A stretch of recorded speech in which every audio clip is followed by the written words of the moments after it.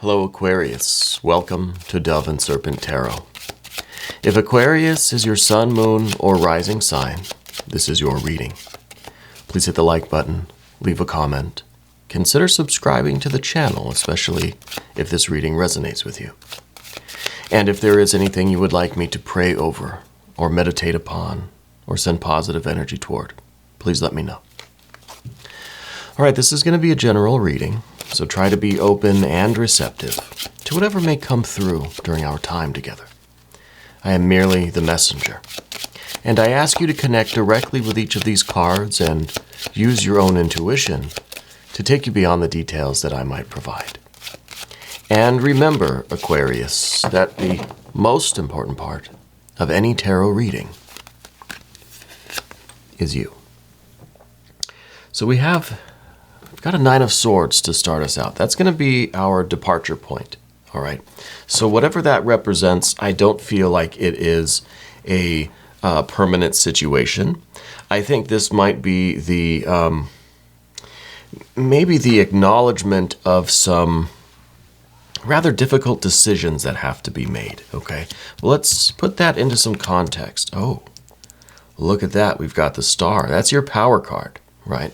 So underneath everything is your destiny, your strength, your ambition, your starlight, right? Your true self, your connection with spirit, your sense of purpose here, okay? So, and the Lovers, and this, yeah, so see, I think the difficulty here in the center is a temporary difficulty, and it's a stage of things that we're going to be getting ourselves out of, right? Let's finish up here. Yeah, see, even on the path of the Serpent. Oh, and we've got the Strength card. Look at that. Now, the Strength card is the card that rules the sign of Leo. And Leo is your opposite sign. It is your, well, hidden strength, so to speak, right? It is the alter ego, the shadow side. This is very interesting, right? Because now it's a combination of the Star, of the Aquarius energy, and the Strength Leo energy, a combination, an integration of you as a totality that I think gets us out of this rather difficult period of time right now. Okay, well, let's select our mystery card, bonus card, confirmation card. Now this is one random card from the Smith-Waite Tarot. And we're just going to set it down over here. We'll put Mr. Ed right there on top. Now with that card, we're not going to look at it until the very end, okay? Where hopefully it'll tie everything together and give us the confirmation that we need. But as an exercise here in these readings, if at any point during the reading you get an idea of what that card is, or should be, or could be, leave it as a comment down in the comment section, okay? I want to see if we can collectively raise our vibrations, collectively tap into our intuition, and see if we can discern what that card is, okay? So at any point during the reading, put that down into the comment section. Otherwise, at the end of the reading, we'll pause for a few moments so that we can try to figure out that card before we continue, okay? But first, let's look around at what we do have here. We have major, major, major. This is interesting with the Lovers card. I feel like this is a situation where we are really trying to marry ourselves, our conscious self with our shadow self, our conscious and unconscious, heaven and earth, the kind of inside and outside. We're trying to marry the opposites here. We're trying to integrate our full nature. It might be that we're doing a lot of shadow work right now in our lives, okay? As far as fire energy goes, we don't have any fire, okay? I mean, we have some with this Leo energy, yeah. Water, we do have water. In fact, we have a lot of water, okay? This is a time of very tumultuous emotions, I think. Very turbulent waters right now. They stabilize, they get turbulent, they stabilize again, and then maybe we have this kind of new turbulence, but this turbulence over here, I think, is more of the celebratory turbulence, right? And then things kind of steady out and get to a nice restful place. And then we have some air energy, and the air, I think, is our challenges. The air is the way in which we're trying to express this emotional depth work that we're trying to do right now. I feel like with the 9, let's talk about the 9 first. I feel like you're at a place in your life where you're trying to really process a lot of emotions. You're having a lot of a lot of memories that might be kind of coming to the surface again. A lot of feelings that are coming out. A lot of stuff is being processed, right? A lot of shadow work, a lot of depth work. I feel like this is a time in your life where, in order for you to really find your happiness, you have to acknowledge these 9 swords. Because the 9 swords, if we don't look at them, if we don't acknowledge them, they're going to kind of stab us in the back, right? It's that unconscious material that if you don't bring it to consciousness, if you don't integrate the 2 halves of yourself, if we don't do this spiritual work of kind of marrying our shadow, right? Conscious, Aquarius, unconscious, Leo, being married here with the Lover's card, coming together, integrating, then I think this shadow material, these memories, this unconscious material is going to interfere in your life in a very negative way. And I think that's what the 5 here is talking about. But the 5 also shows the solution, and that is to have that cathartic experience, right? To have the emotions and allow it to happen, allow that water to flow. Okay? I think that's how we go from this 5 right into this 6 here, right? It feels good when we're able to release all of this emotion. This is, if we stay here, we could be in a really dark place here, okay? And I think that this, not only is this, not only are these cards both ruled by the planet Mars, but they both show a movement of energy, but in kind of the wrong direction, right? We have the 9 here of swords, and this is a lot of movement of thoughts, right? They're air, right? It's swords, so they are air. This is directed at us.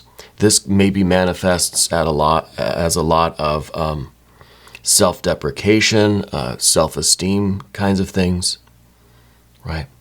A lot of kind of negative self-talk, right?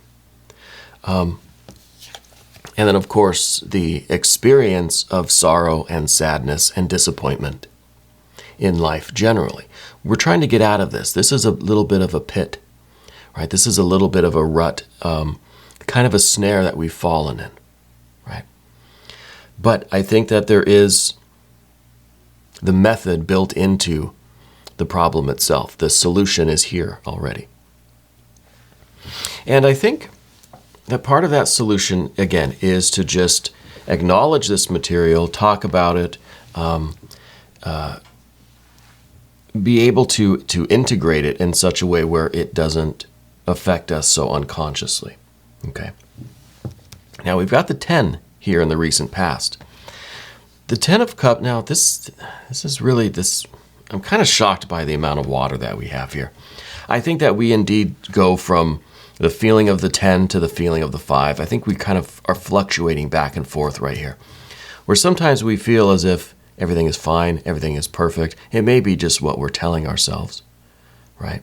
And then we're into a 5 here where we just think the glass is half empty and it's got a hole in it, right? And it's leaking. So this is a pretty big shift, right? This is like the rug gets pulled out from under you and we feel about half as tall as we were before, right? From a 10 to a 5, we're cutting it in half. So I think we're kind of right in the middle here, and we're kind of fluctuating back and forth. But I think through this idea of accepting whatever the shadow represents for you, which it's, the shadow is one of those concepts that is relatively similar for everybody, but the details, the fine points are going to be different, and we're going to experience it in different ways.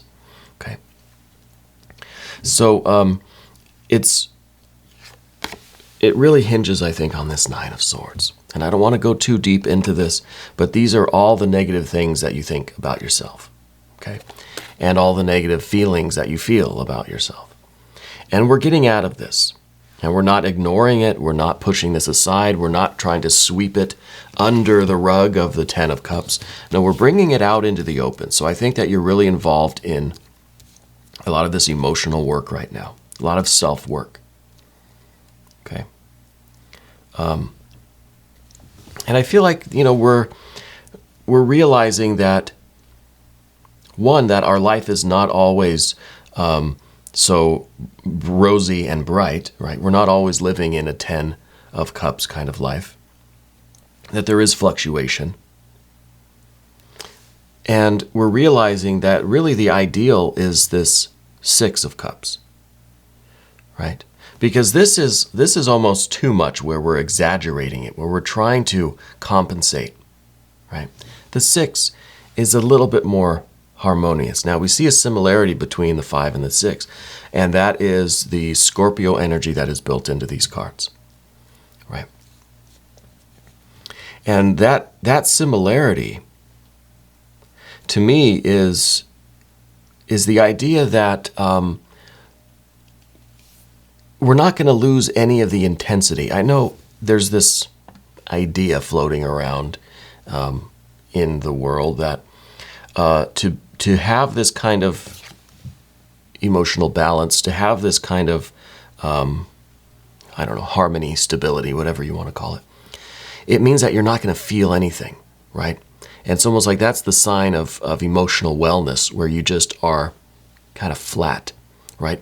You're just even.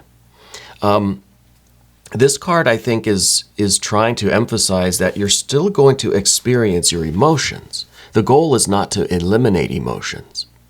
The goal is to understand that they are waves, right? That they are not to be identified with. I think the 9 really shows that we identify with every emotion that we have, good or bad, right? Positive or negative. When we have a 10 or a 5, we're identified with it, right? We're identified with either one, and we suffer the effects of that identification. If we're in the 10, then we suffer when we fall out of the 10. And of course, when we get to the 5, we suffer that too, where we don't feel everything that we want. But the 6 is here to tell us that the goal is not the elimination of emotions. See, we've got water all over the place. We're not getting rid of the water. What we're kind of doing here is simplifying it in a way, stabilizing it. When we get to the 4 here, very stable, right? So the Scorpio energy here is trying to remind us that we still need to feel the emotions, that emotions aren't bad, right? There's emotions that we like more than others, sure. But every emotion is going to become its opposite at some point. The idea is not to attach ourselves to it and identify with it. If we feel miserable, that's fine. It doesn't mean we are misery, right? We just have a feeling of misery right now, but it's going to fall away from us at some point through our own efforts too. Like we can't ignore that. And I think that's why, if we look at this, that's why we don't see the fire energy here until the end. Because I think we are stuck in this feeling of almost powerlessness, right? Almost as if we're just kind of, we're victims of the tide, right? Whichever way the emotions are flowing, well, that's what's happening to us. There's no fire energy here to say, I'm going to pull myself out of this. I'm going to go ahead and do what I can do, through some kind of activities or refocusing my attention, whatever it might be, physical exercise or something. The fire energy here would show that we are taking proactive steps to pull ourselves out of any kind of a lingering emotional state, okay? But we don't see that, because I think maybe that's lacking until we get to the end, until we realize that when we marry our conscious and unconscious contents in this Lover's card, we feel empowered. Now we feel like we have some control over all of this water. Rather than just being a tiny little raft in this vast ocean of water, now we are we are a large seaworthy vessel, right? With these two cards married together.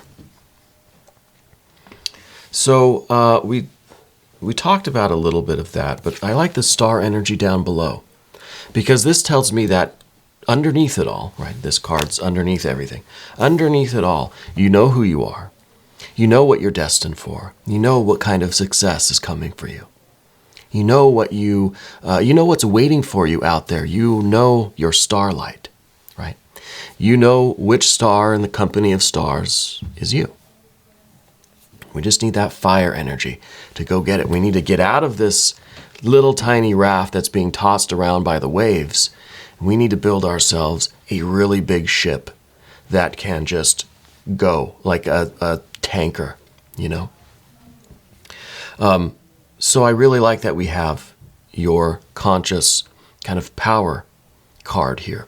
Interesting that your conscious energy, or what would be kind of like the daytime energy, is here underneath the surface, whereas the Leo energy, your opposite, your nighttime energy, your shadow energy, alter ego, is up here at the top, right? So things are being reversed, and I think that's interesting.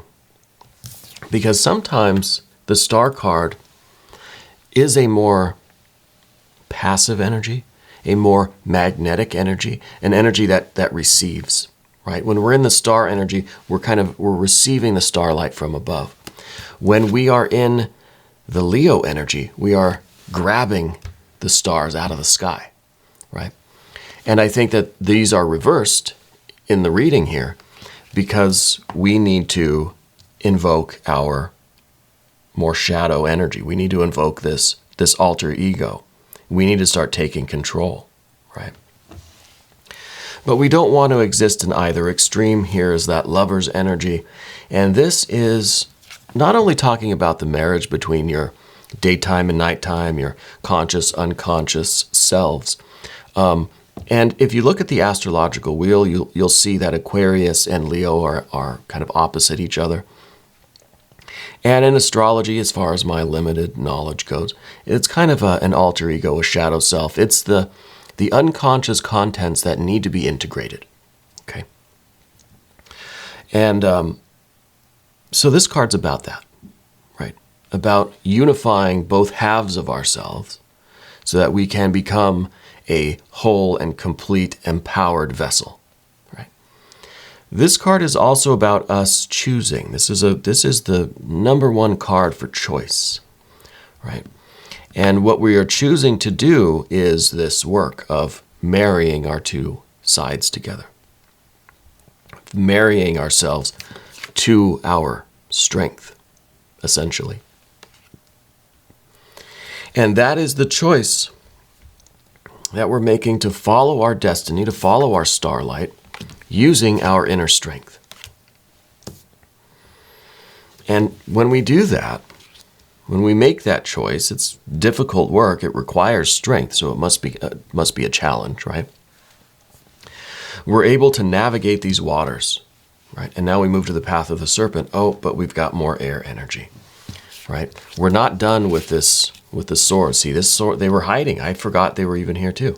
The 9 of Swords. Now we're here with an 8 of Swords. Now, the 8 of Swords, is it an improvement from the 9? Yeah, I would say it is. We're not actively hurting ourselves, mentally, emotionally, or otherwise. And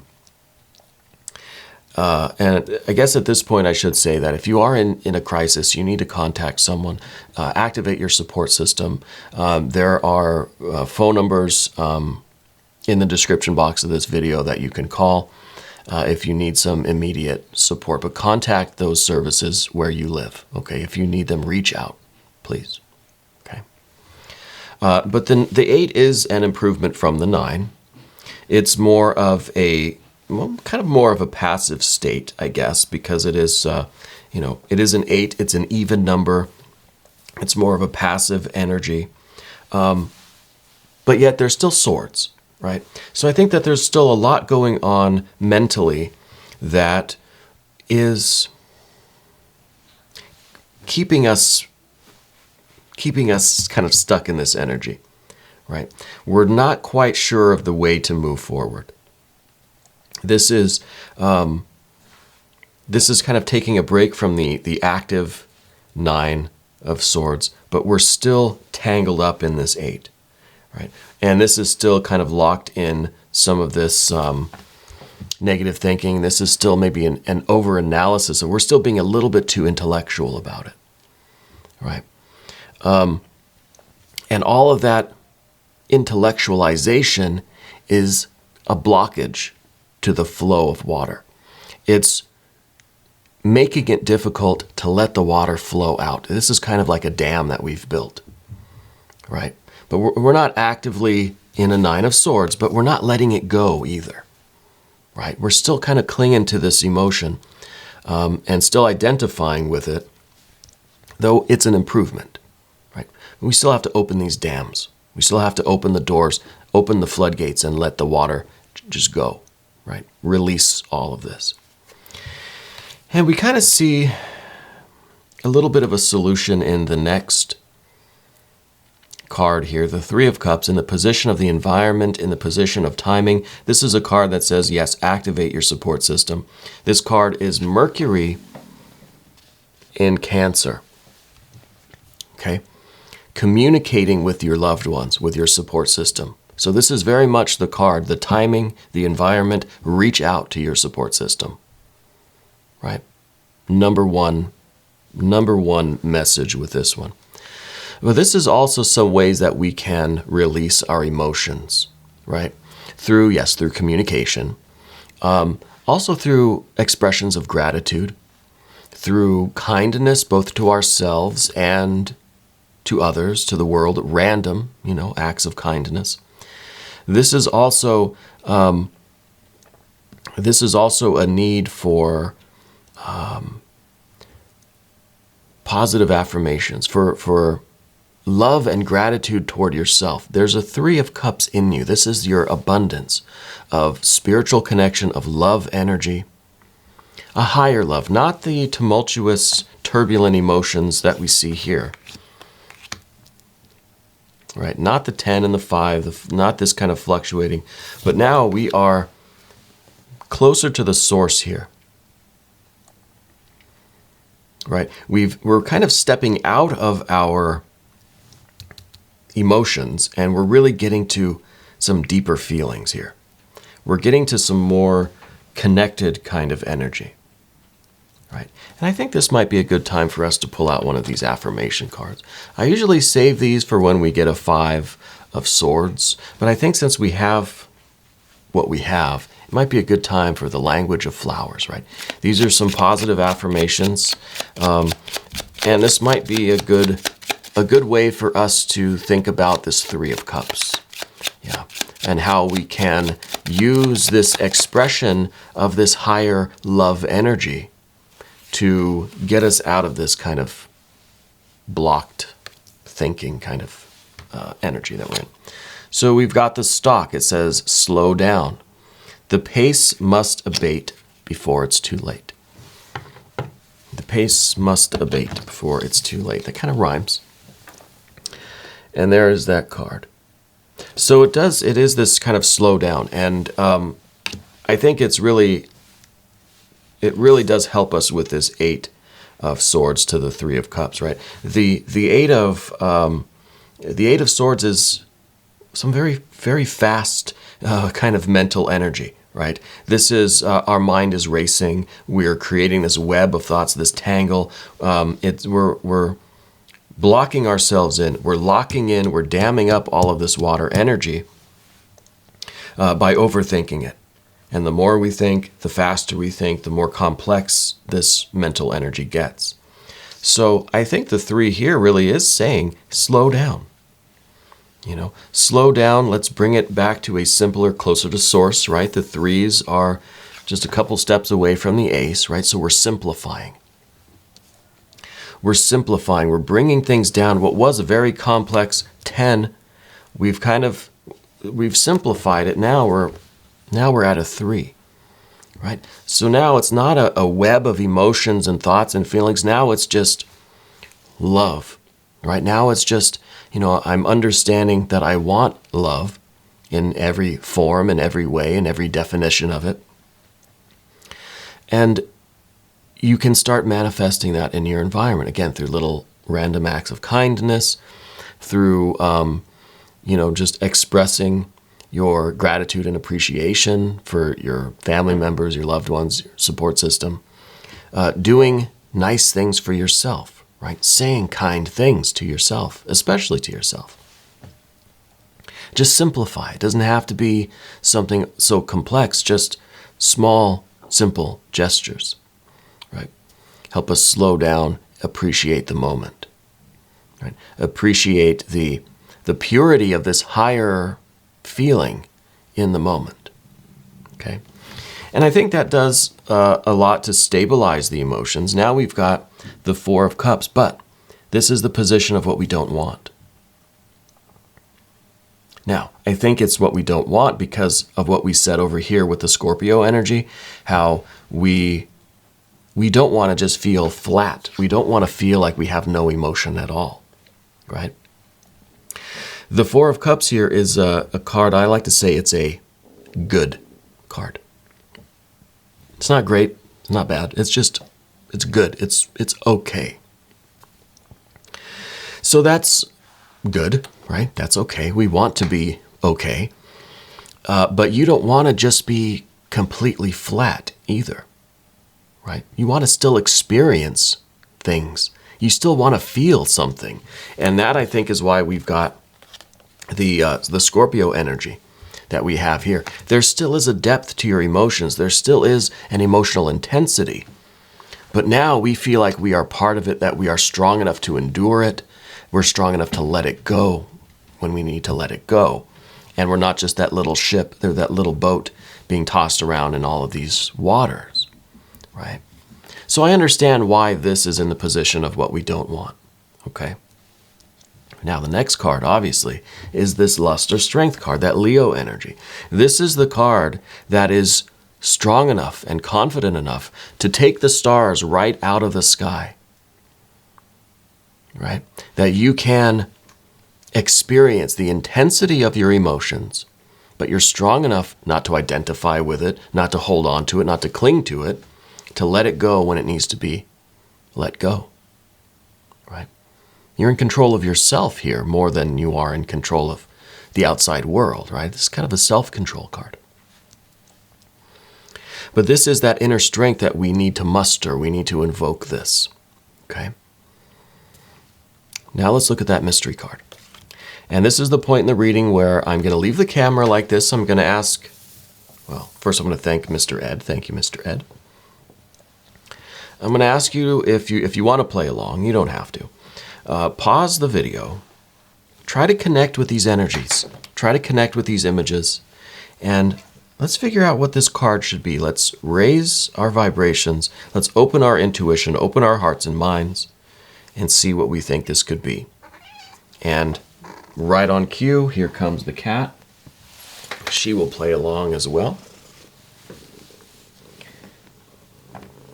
Here she is just to say hi.